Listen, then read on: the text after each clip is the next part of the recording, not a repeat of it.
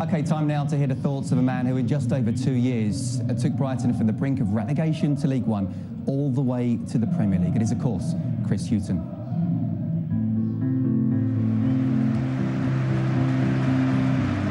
They've been a Premier League club in waiting. The waiting is over.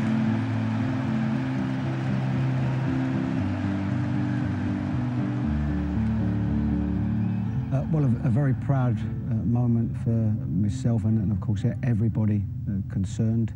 But it's nothing short of what the players deserve. And having come so close last season, was all that pain worthwhile? Well, it was worthwhile, and it was very much a learning curve as well. My responsibility is to the club, the owners and supporters.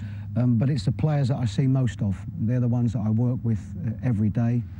When you show some of the scenes after the disappointments of last season and players and their reactions after that, then you know how much it meant to them then.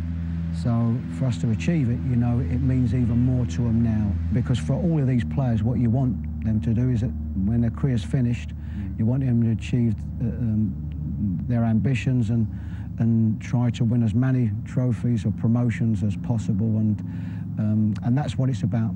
They're the ones that I'm most delighted for. When you took over, Brighton were battling against relegation. You got them safe in that first season, playoff second season, promotion third. How much satisfaction do you personally take from the job that you've done? Well, I think you're always going to take satisfaction. It's not the most important thing. The most important thing is putting this club in a position that certainly the club have not been in before at Premier League. But where I was fortunate, although we were in the bottom three, this felt like a club that wasn't in the bottom three. My initial objective was very much to get us out of the bottom three and keep us in the division. But then the process started, and we recruited well in the summer, some really stable individuals, some that knew this league very well, and the recruitment process has been good since then. 20 years ago, they were one game away from going out of the league altogether. Now they're in the Premier League.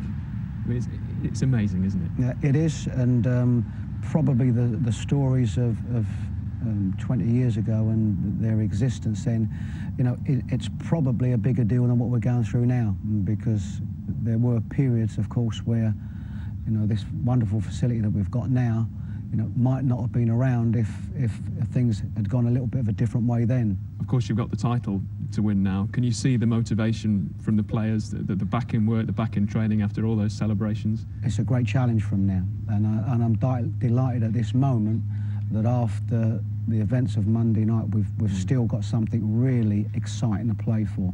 And now you can win the title at Norwich, the first time that you've been back there since you left Norwich. Is there a part of you that would get an extra kick out of it to do it there? Not really, no. The bigger part of me would want to win it on Friday, because that's the first opportunity that we have to win it.